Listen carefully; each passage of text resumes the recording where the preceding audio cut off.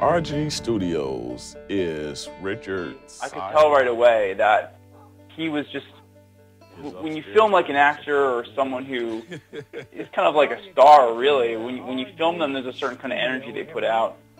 And I think that RG just, something about the camera just made him light up. Like, he loved talking about this stuff. He loved showing us his process. It wasn't like, oh my God, like, that was so strange, but it's also the inventiveness of how he does it that kind of makes you laugh, because it's really surprising the way he solves these cinematic problems.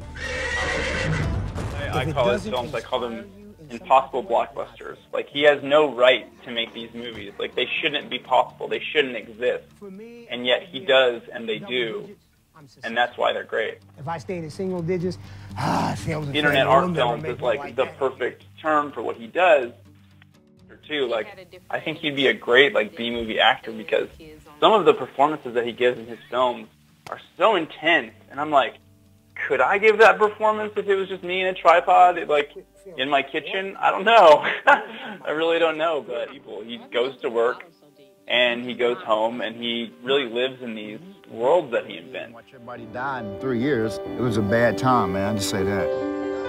I had probably 3 to 4 felonies.